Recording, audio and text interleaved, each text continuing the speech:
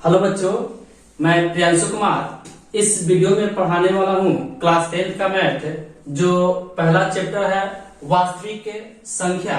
जो वास्तविक संख्या का इस वीडियो में मैं इंट्रोडक्शन पढ़ाऊंगा, जो आप ध्यान से सुनेंगे, पढ़ेंगे, क्योंकि अगर यह इंट्रोडक्शन अगर आप नहीं पढ़ते हैं तो चैप्टर भी आपसे क्या होगा, नहीं समझ में आएगा, नहीं बन पाएगा। इसलिए चलिए हम वीडियो पर चलते हैं। तो सबसे पहले हम जानेंगे कि सम संख्या क्या होता है। ठीक है, तो सम संख्या क्या होता है?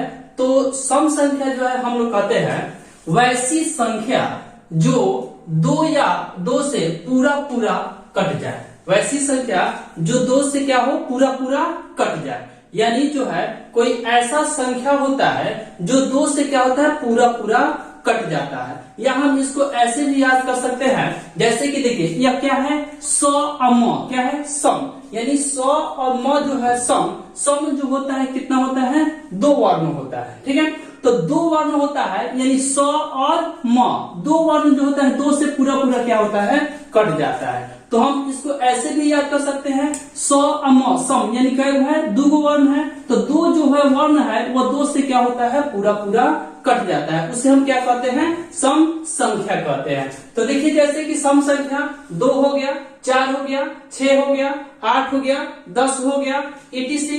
मतलब कि 2, 4, 6, 8, 10, 12, 14, 16, 18।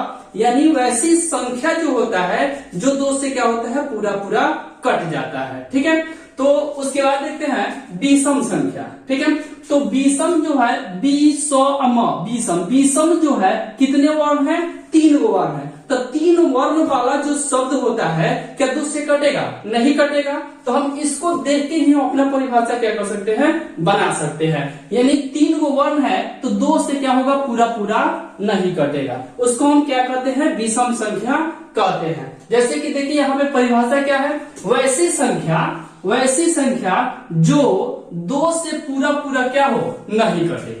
वैसी संख्या जो 2 से पूरा पूरा नहीं कटे उसे हम क्या कहते हैं, विषम संख्या कहते हैं। जैसे कि देखिए 1 हो गया, 3, 5, 7, 9, 11, 13 इत्यादि ले सकते हैं हम। ठीक है, तो इसमें देखना है कि 2 से पूरा पूरा क्या होता है, नहीं कटता है, उसे हम क्या कहते हैं, विषम संख्या कहते हैं। ठीक है, एक बार और देखते हैं, सम संख्या वैसी संख्या जो 2 से पूरा पूरा क्या हो, कट जाए। और विषम संख्या वैसी संख्या जो 2 से पूरा पूरा नहीं कटे। ठीक है, अगला देखते हैं भाज्य संख्या।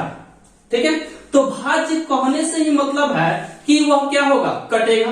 ठीक है, तो भाज्य संख्या किसे कहते हैं, तो भाज्य संख्या वैसी संख्या जो एक और स्वयं के अलावा दूसरे संख्या से भी क्या हो, कट जाए, उसे क्या कहते हैं, भाज्य संख्या कहते हैं। जैसे कि मान लिया कि हम लेते हैं 4, तो 4 जो है वह क्या किससे कटेगा, 1 से भी कटेगा, 4 से भी कटेगा, और क्या होगा, 2 से भी कटेगा।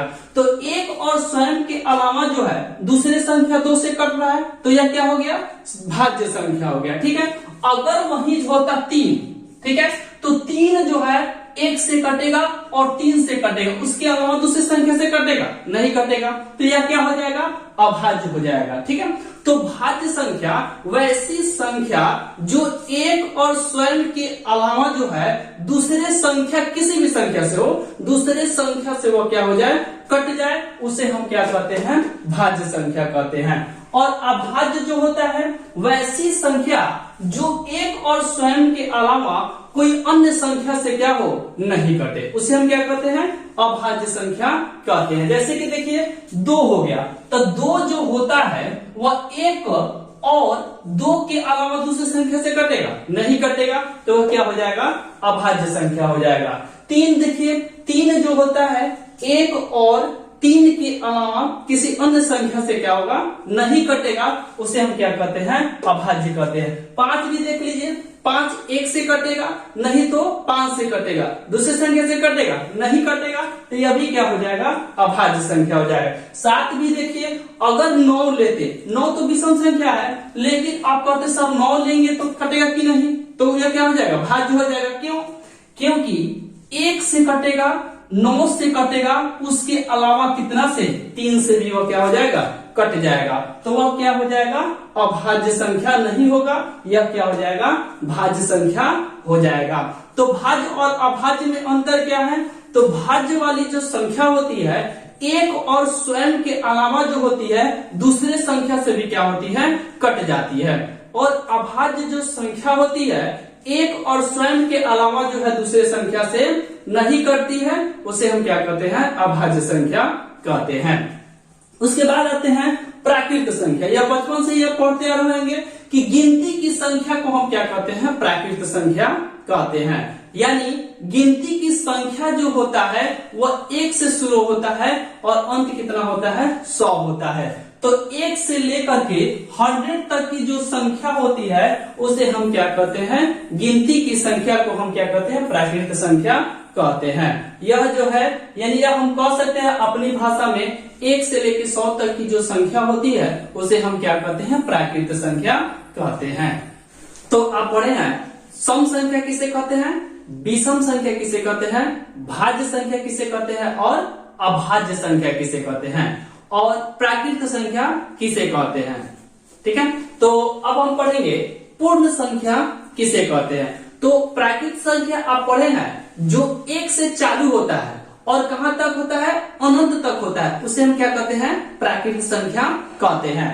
अब पूर्ण संख्या देखेंगे, वहीं प्राकृत संख्या 1 से चालू हो रहा था और यहाँ पे पूर्ण संख्या कितना से चालू हो रहा है, 0 से चालू हो रहा है, यानी 0 से चालू हो रहा है। तो यहाँ पे 0 से अनंत तक की सभी धनात्मक संख्या पूर्ण संख्या कहलाती है। यानी कहने का मतलब कि प्राकृत संख्या 1 से चालू होता है, अनंत तक जाता है और पूर्ण संख्या जो होती है वह 0 से चालू होती है और कहां तक जाती है, अनंत तक जाती है।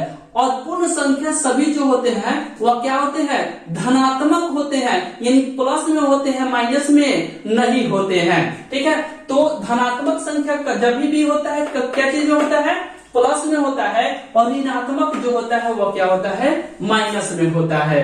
ठीक है, इस वीडियो को हम यहीं पे समाप्त करते हैं।